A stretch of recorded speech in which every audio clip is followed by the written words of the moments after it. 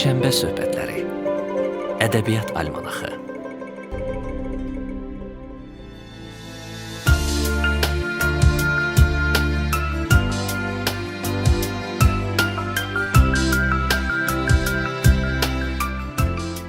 Əziz ədəbiyyat sevərlər, hər birinizi Şənbə söhbətləri adlı verilişimizdə yenidən salamlayırıq.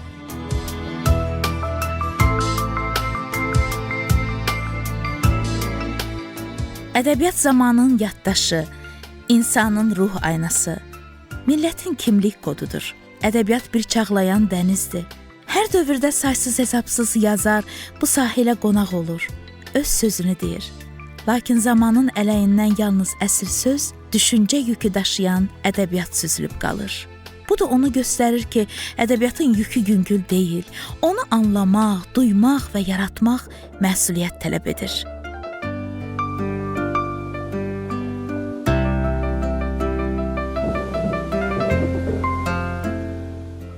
Bugünkü ədəbi mənzərəyə nəzər salanda görürük ki, klassik irsə söykənən, amma müasir düşüncə ilə yazan, fərqli mövzularda öz sözünü deməyə çalışan yeni imzalar meydana çıxır. Bəziləri səssiz, səmirsiz yazır. Bəziləri zamanla diqqətləri özünə çəkir.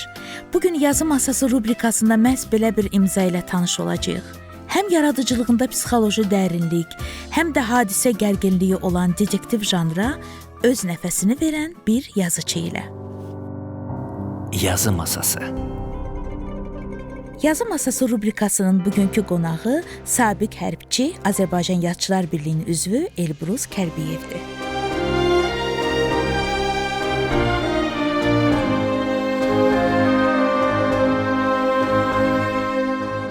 Elbruz müəllim, mən bizim yazı masası rubrikasının ənənəvi sualı ilə başlamaq istəyirəm. Hal-hazırda yazı masanızda nə var? Hansı əsərlər üzərində işləyirsiniz? Biz bilirik ki, siz çox gözəl romanlar yazırsınız və detektiv janrına üstünlük verirsiniz. Mən istədim ki, bilim hal-hazırda nə üzərində işləyirsiniz, hansı mövzuda? Son kitabım keçən il nəşr olundu. Növbəti romanım üzərində işləyirəm. O da növbəti detektiv romandır, böyük həcmli romandır. Adını hələ verməmişəm əsərin. Elə əsərlər olur ki, onun ədini əvvəlcədən bilirəm. Elə əsərlər də olur ki, yazanda sonradan ad qoyuram. Həmin İlyasdır yenə qəhrəmanım. Eyni janrdadır. İnşallah bu il ərzində nəşr olunacaq. Bax, deyirsiniz İlyasdır yenə də qəhrəman. Çox maraqlıdır. Siz düşünürsünüz ki, bu bir nəfərin başına gələn hadisələrdir. Bu bütün bu romanlarınız arasında bir bağlılıq var. Yox, qəhrəmanın bir nəfərdir, araşdırmaçıdır. O özü Azərbaycan Respublikası orqanlarının işçisidir. Hadisələr müxtəlifdir, amma araşdıran bir nəfərdir, qəhrəman bir nəfərdir. Demək olar ki, dünyada bütün detektiv yazarların qəhrəmanları bir olur. Mənim də qəhrəmanım İlyas Ocaqovdur, polkovnik İlyas Ocaqov.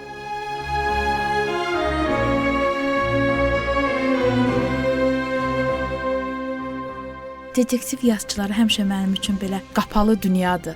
Mənə elə gəlir ki, olmuş hadisələr üzərində yazılır detektiv əsərlər. Yox, olmuş hadisələr üzərində yazılmır, amma orada aparılan ekspertizalar, müəyyən istintaq hərəkətləri hamısı reallığa uyğundur. Yəni onu reallıqdan kənarda yazmaq olmaz. Elbruz müəllim, hərbiçi olmusunuz və hərbi formadan yazı masasına keçid çox maraqlıdır.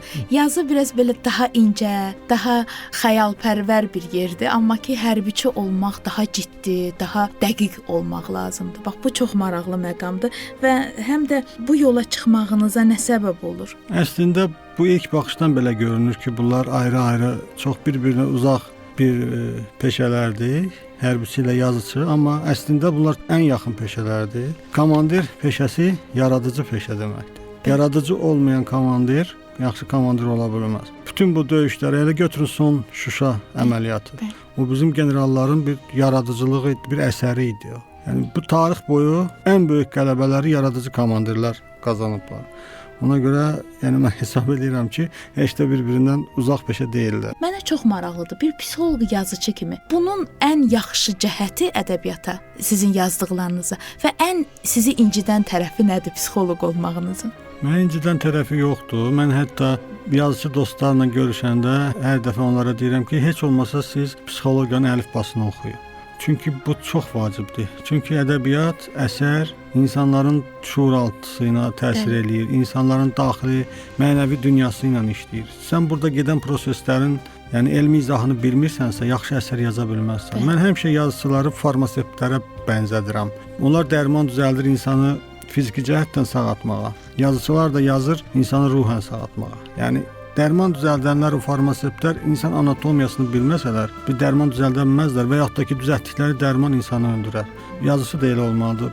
Bilməlidir, ilk növbədə müsbət əsər bir tərəfə mənfi təsir olmasın onun əsərinin. İnsan ruhunu bilməlidir də. Necə ki deyirsiniz ki, insanın anatomiyasını bilməlidir. Bəli, insan psixologiyasını bilməlidir, onun xarakteri necə formalaşır bilməlidir, onun yaddaşı necə formalaşır, onlarda mənfi, müsbət keyfiyyətlər necə formalaşır. Bax, insanın qaranlıq tərəfləri ilə əsər, normal bir əsər, güclü bir əsər, insanı öz qaranlıq tərəfləri ilə özləşdirməlidir. Məsələn, insanın həyatda ən çox qorxduğu şey öz qaranlıq tərəflərinin üzləşməsidir. İnsanı peşman etməlidir hərdən, insanı heyrətləndirməlidir, insanı təəccübləndirməlidir. O qədər emosiyalar yaşatmalıdır ki, yəni özdəki bunun məqsəd yönlü yaşatmalıdır ki, əsərin sonunda oxucuda müsbət bir keyfiyyətlər, dərman necə sonda sağaldır, dərman terapiyası, kitab sonunda da insanda hər hansı bir müsbət xüsusiyyətlər yaratmalıdır, mənfi xüsusiyyətlər isə yaratmamalıdır və bunları mütləq nəzərə almalıdır. Bunun üçün də psixologiya mənə çox böyük kömək oldu. Yəni belə deyək də, mənim bəxtim gətirib ki, mən ali təhsilimi bu üzrə aldım.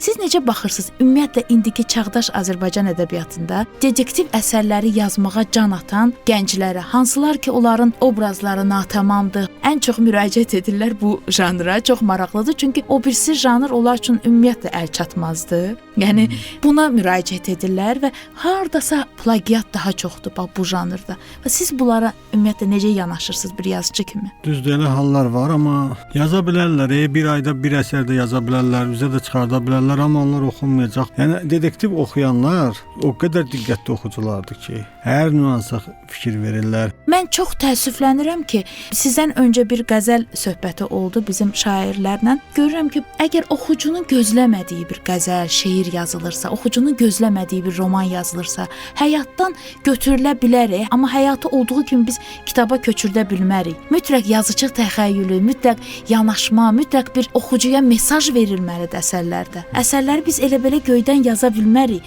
Bu bizim missiyamızdır və bunu dərk etmədən, məsələn, belə yazırlar və hətta real hadisələrə tapınıb yazdıqları əsərlər var. Birə-bir köçürdürlər və o qəhrəmanları təqdimatlara çağırırlar. Əlbəttə, ədəbiyyat sentimentalizm olmalıdır. Ədəbiyyatda yazarın təxəyyülü olmalıdır. Həyatla romantizmin arasında olmalıdır. Siz yüksək səviyyəli yazıcı olmaq üçün gərək yüksək səviyyəli ilk növbədə oxucu olasın. Hər şeydə gərək yüksək zövqü olsun ki, yüksək səviyyədə də bir yazı çıxartsın. Bu zəmində biz gənc yazmağa başlayan yazıçılarımıza yalnız mütaliəni çox etməyi tövsiyə edirik.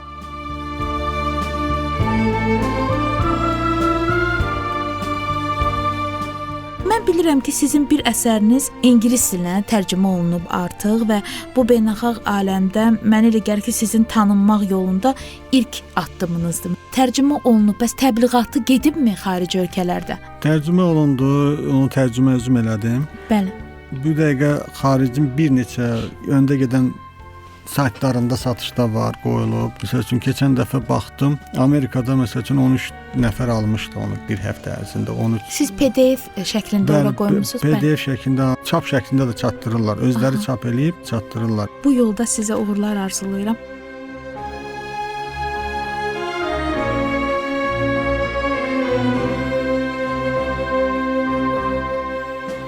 Bir Azərbaycan yazıçısı kimi ədəbiyyatımızı necə görürsünüz? Məsələn, necə qəbul edirsiniz və nə kimi dəyişikliklər istərdiniz görəsiniz?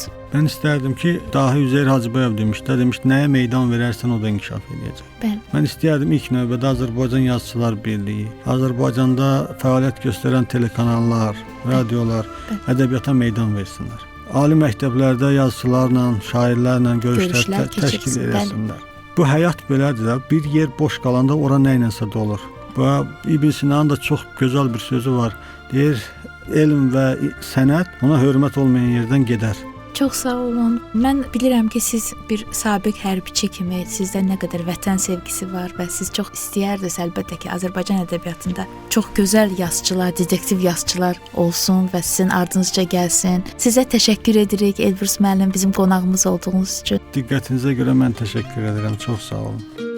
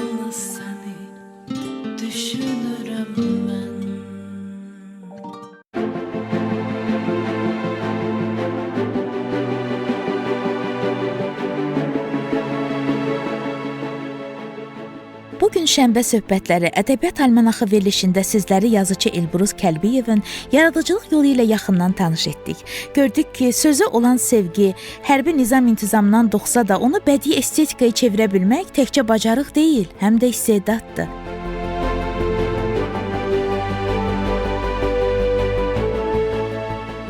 Ədəbiyyat bir yolculuqdur. Düşüncədən ürəyə, oradan da oxucuya doğru. Bu yolda Elbrus müəllimə uğurlar arzu edir. Daha böyük auditoriyalarda görüşəcəyinə inanırıq.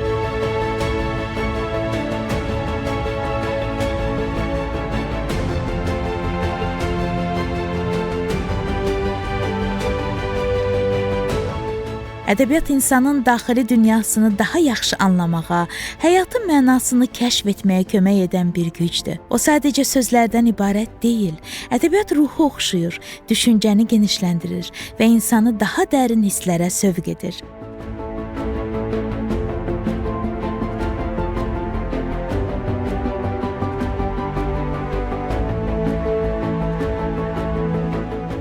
Hər bir əsər bir pəncərə açır. Bu pəncərədən baxaraq dünyanı daha fərqli görməyə başlayırıq. Bu səbəbdən ədəbiyyatla əlaqə saxlamaq, oxumaq və yazmaq bizə yalnız zövq vermir, eyni zamanda həyatı daha dolğun yaşamağa kömək edir.